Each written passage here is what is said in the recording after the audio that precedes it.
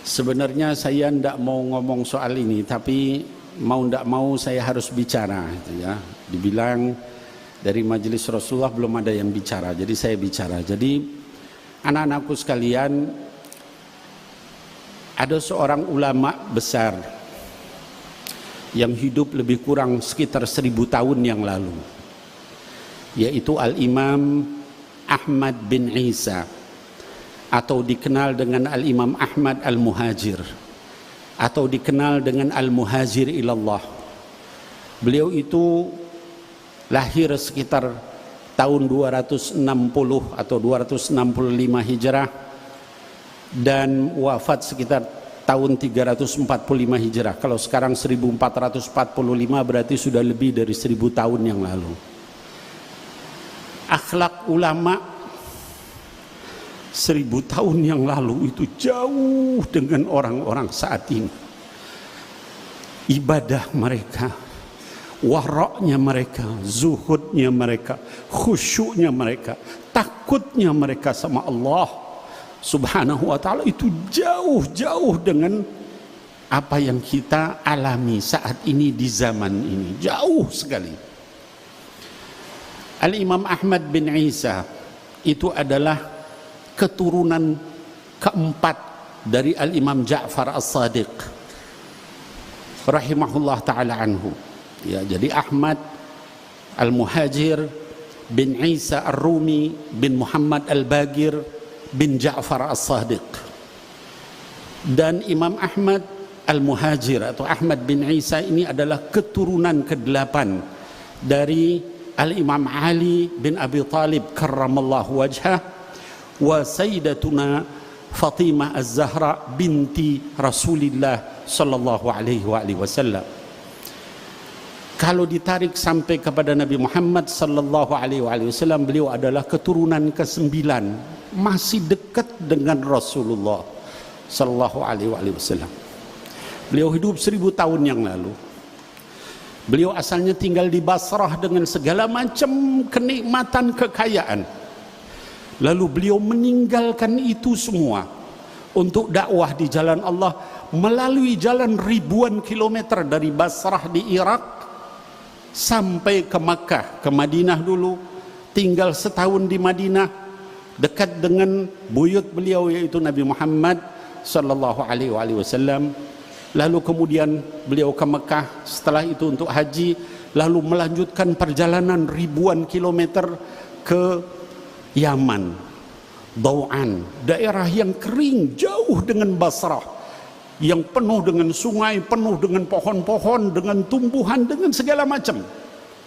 Meninggalkan harta begitu banyak, kebesaran, kekuasaan dan sebagainya yang beliau miliki hanya untuk dakwah di jalan Allah di negeri yang penuh dengan tandus kering di Hadramut, di Yaman bagian selatan.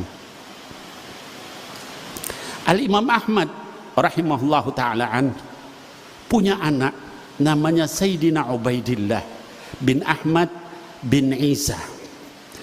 Sayyidina Ubaidillah punya anak namanya Alwi bin Ubaidillah bin Ahmad bin Isa. Sayyidina Ubaidillah ini menurunkan banyak sekali aulia dan ulama. Salah satunya adalah Al-Imam Umar bin Abdurrahman Al-Attas yang ratibnya dibaca hampir di seluruh dunia. Orang membaca ratibul Attas itu adalah keturunan dari Al-Imam Ahmad Al-Muhajir rahimahullah ta'ala anhu. Kemudian juga ada Al-Imam Abdullah bin Alawi Al-Haddad yang kitabnya Nasaihud Diniyah wal Wasaya Imaniyah, Adab Suluk Al-Murid dipelajari di seluruh pesantren, bukan hanya di Indonesia, sampai ke berbagai negara. Ulama-ulama besar. Kemudian dari para ulama-ulama besar ini nasabnya diakui oleh juga ulama-ulama besar. Sekali berimam Al-Imam Ibnu Hajar Al-Haytami, ahli fikih, ahli hadith, ahli tazkiyatun nafas, fatwanya dipegang di dalam madhab Imam Syafi'i. yang mensahihkan nasab dari Al-Imam Ubaidillah bin Ahmad Al-Muhajir yang anaknya adalah Alwi. Itu disahihkan nasabnya oleh Imam Ibnu Hajar Al-Haythami, disahihkan juga oleh Al-Hafiz As-Sakhawi.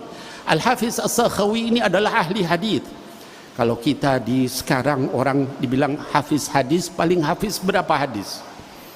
Antum ada yang hafiz 10 hadis, 20 hadis, mungkin 40 hadis, Al-Arba'in An-Nawawi. InsyaAllah kalau di majelis Rasulullah sudah hafal semua Al-Arba'in An-Nawawi, insyaAllah. Amin. 40 hadis Riyadhus Shalihin mungkin antum hafal. Al-Hafiz As-Sakhawi ini hafal lebih dari 100.000 hadis berikut sanad dan matannya di luar kepala.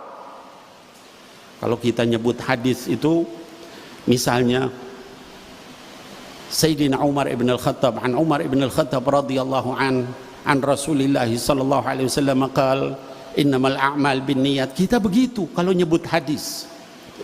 Atau an Ibni Abbasin radhiyallahu anhuma an Rasulillah sallallahu alaihi wasallam, ya, Nabi Muhammad sallallahu alaihi wasallam bersabda dari Ibnu Abbas menyatakan ihfadillah yahfadka, ihfadillah tajid tujahak, dan seterusnya. Itu cara kita ngapal hadis. Kalau ulama-ulama yang disebut hafidz hadis itu membacanya an fulan an fulan an fulan an fulan an fulan an fulan an Rasulillah sallallahu alaihi wasallam. Lebih dari 100.000 hadis berikut sanad dan matannya. Sekali itu mensahihkan nasab Ba'alawi. Masih banyak lagi. Kalau dibilang ulama Nusantara siapa? Ada Syekh Ahmad Zaini Dahlan, mufti besar Makkah Al-Mukarramah, disebut sebagai Al-Imam Al-Haramain, gurunya ulama-ulama Nusantara. Syekhuna Khalil Al-Bangkalani, Syekh Khalil Bangkalan itu muridnya dari Syekh Ahmad Zaini Dahlan. Syekh Nawawi Al-Bantani dari Banten, muridnya Syekh Ahmad Zaini Dahlan. Syekh Mahfud At-Termasi dari Termas, ya, gurunya Hadratus Syekh Hashim Asy'ari, muridnya dari Syekh Ahmad Zaini Dahlan, ya. Syekh Yasin Al-Fadani, ya, itu juga muridnya dari Syekh Ahmad Zaini Dahlan. Itu mensahihkan nasab Ba'alawi. Bahkan gurunya Syekh Ahmad Zaini Dahlan adalah Al-Habib Muhammad bin Hussein Al-Habsyi, mufti Mekah pada saat itu, ulama besar. Kalau kemudian ada yang menafikan nasab itu berarti menganggap semua yang tadi saya sebutkan itu nggak ada artinya. Ulama-ulama itu semuanya tidak benar, semuanya salah, semuanya bahkan menipu. La haula wala quwata illa billahil aliyil azim. Bahkan kuburan para aulia yang ada di sini, yang ada di Tarim, yang ada di Malaysia, itu semua adalah pendusta semua. La haula wala quwata illa billahil aliyil azim.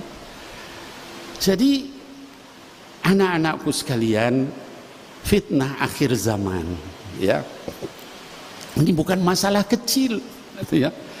Apalagi yang nyebut begitu, ya, itu belajar nasab juga entah di mana, gitu. Di negeri antah berantah, tiba-tiba jadi pakar nasab, ya. Kemudian menyatakan itu enggak sahih, bohong. Membohongkan nasab seseorang itu sama dengan mensahihkan orang yang bukan nasabnya. Berarti Sayyidina Ubaidillah itu kemana nasabnya? Kalau dia anak zina, itu keturunannya aulia zina semua. Haula wala quwata illa billahil aliyil azim. Ini bukan masalah sederhana, masalah besar sekali. Keberkahan ilmu, keberkahan kitabnya, keberkahan doa-doanya hilang semua. Saya tidak menyalahkan, silahkan orang mau percaya nggak percaya nggak apa-apa. Tapi jangan kemudian terus dikatakan ini pembohong semua. Anda ini siapa dibanding ulama-ulama itu? Ya, nggak apa-apa mau nggak sepakat, ya. Silahkan mau meneliti, silahkan, tidak ada masalah. Ya, Oh Bib, karena akhlaknya nggak sesuai. Kalau akhlaknya nggak sesuai, celak saja akhlaknya. Ya. Oh ini ada Habib ini nggak benar, galil adab, nasihati, nggak mau tegur, nggak mau marahi. Kalau perlu penjarain. Tapi jangan dinafikan nasabnya. La haula wala quwwata illa billah. Lagian cuman berdasarkan satu kitab, ya, kitab gacoannya ini, yang nggak ada di situ, dinafikan. Haula wala quwwata illa billah. Saya ini punya anak 5, belum saya tulis di Robito Halawiyah apa namanya nasabnya itu, belum saya tulis. Tiba-tiba ada orang bilang, Bib, itu bukan anak Habib. Gimana kira-kira? Hanya karena saya nggak nulis. Dan saya nggak nulis bukan karena nggak mau nulis. Saya berharap anak-anak saya bercermin dengan akhlak Sayyidina Muhammad dulu sallallahu alaihi wasallam, daripada dia bawa buku-buku nasab. Nanti kalau udah akhlaknya bagus, ini kira-kira pantas, baru dia kemudian dengan berat hati membawa nasab itu. Kenapa? Karena takut ini nanti nama Nabi Muhammad yang kebawa sallallahu alaihi wasallam. Gimana kalau kita nggak benar, kalau kita ngaco, kalau kita salah, kalau kita maksiat, kalau kita mungkarat. Jadi nggak apa-apa kalau misalnya dikatakan nih banyak Habib yang galil adab, atau yang nggak benar, atau yang nggak apa-apa. Memang jangankan keturunan Rasulullah sallallahu alaihi wasallam, pamannya sendiri masuk neraka, Abu Lahab. Tabbat yada abi lahabi wa tab. Allah yang bilang kalau nggak benar masuk neraka, ya. Nah apalagi keturunannya, pamannya sendiri, kalau nggak benar masuk neraka, ya. Jadi jangan, ya Allah, ngeri gitu ya. Dunia saat ini nih, la haula wala quwwata illa billah, ya. Nah, anak-anakku sekalian, hadirin wal hadirat, kami di majelis Rasulullah ini seringkali orang bilang, Bib, itu kan masalah kecil, biarin. Masalah ini bukan masalah kecil, ya. Masalah kehormatan ulama-ulama besar, ya, yang diremehkan, dilecehkan, ya. Majelis kita, majelis Rasulullah ini ngajarin akhlak, adab dengan baik-baik. Kiai Syamsul ini ulama kita di PWNU itu susah payah ngajak orang supaya berakhlak baik. Tapi mereka ini, haula ini, ngajarin orang untuk benci, gitu ya.